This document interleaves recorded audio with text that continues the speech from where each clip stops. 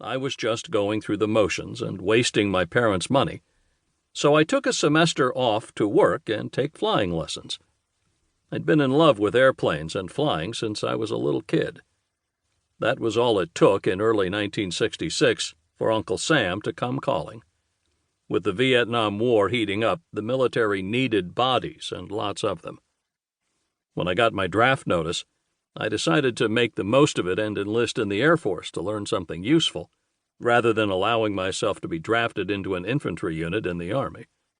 It meant a 4-year commitment, but I really wanted to work on or around airplanes and learn a new skill in the process. I pondered these thoughts as I sat there waiting for final boarding and pushback from the gate.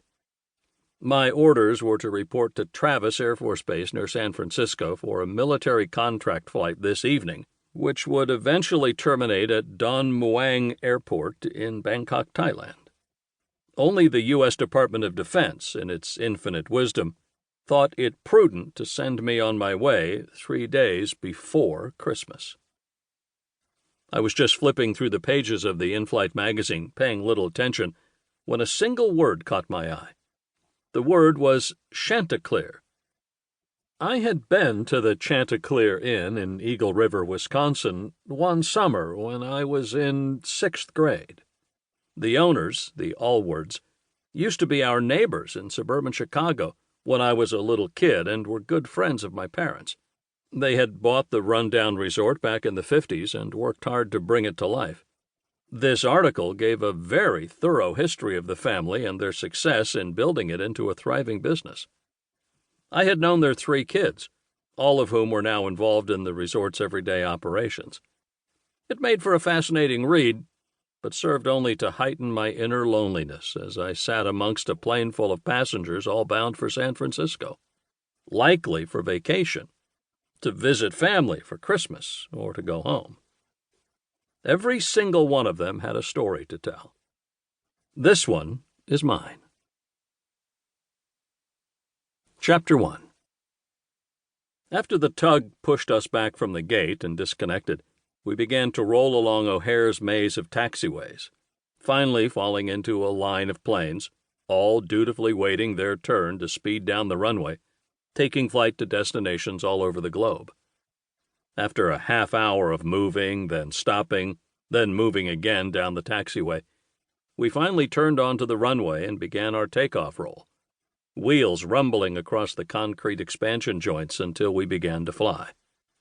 Once airborne, I could hear the landing gear retracting with a series of thumps. Then we began a smooth climb to 34,000 feet headed west. Chin in hand, I watched out the window as the ground disappeared and we climbed into the gray overcast, ultimately breaking out on top into bright sunshine a few minutes later. My gloomy mood improved somewhat as the sun shone through the cabin windows, and a flight attendant came down the aisle with the coffee cart. "Sir, would you like coffee or juice?" she asked pleasantly as the cart reached our row. "Yes, ma'am, coffee with cream and sugar, please," I replied while opening my tray table. As she handed me the cup with a sugar packet, a creamer, and a plastic spoon, she looked at my seatmate and inquired, "You, sir?" "Coffee, black," he replied from the middle seat. He appeared to be in his 50s, stocky, short graying hair, wearing glasses, dark slacks, and a gray cardigan sweater. We hadn't spoken yet, but it was apparent from overhearing their pre-flight conversation that his wife was sitting next to him in the aisle seat, and they were on their way to spend Christmas with their daughter in San Jose. She asked for coffee with cream. "So where are you headed?" he asked, finally breaking the ice. "Thailand," I replied while holding out my hand, adding, "I'm Bill."